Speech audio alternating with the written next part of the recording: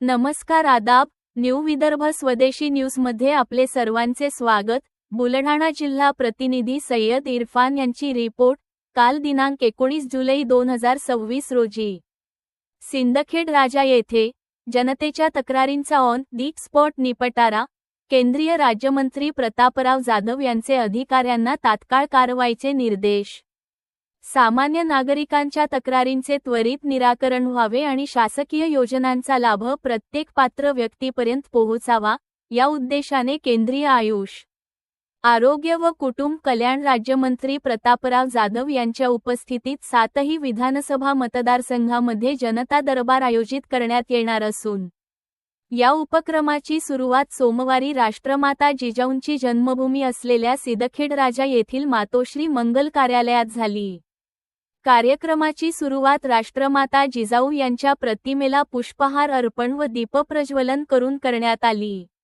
यावेळी माजी आमदार खेडेकर, अतिरिक्त जिल्हाधिकारी रमेश कवळे, उपविभागीय अधिकारी प्राध्यापक संजय खडसे, उपजिल्हाधिकारी पोळ, उपविभागीय पोलीस अधिकारी ठोसरे, तहसीलदार अजित दिवटे, तहसीलदार वैशाली डोंगरजाळ, शिवसेना जिल्हाप्रमुख बळीराम मापारी, महिला आघाडी जिल्हाप्रमुख मायाताई मस्के, नगराध्यक्ष सौरभ तायडे यांच्यासह विविध विभागांचे अधिकारी व पदाधिकारी उपस्थित होते।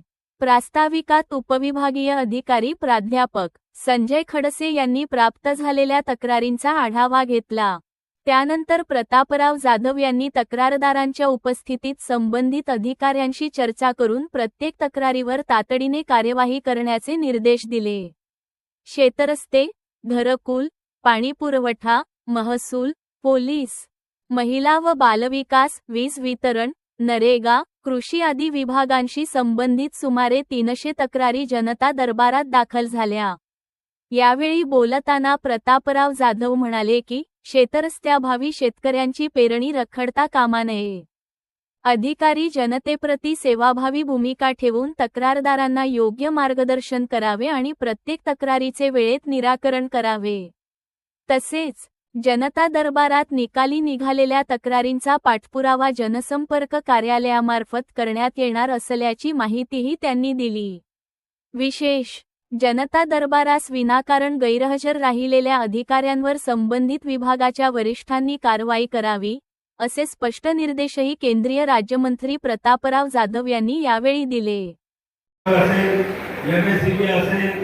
जिल्हा परिषद पंचायत समिती असेल, आरोग्य विभाग असेल, अशा या काही विभागाशी जास्त लोकांच्या अडचणी असतात आणि म्हणून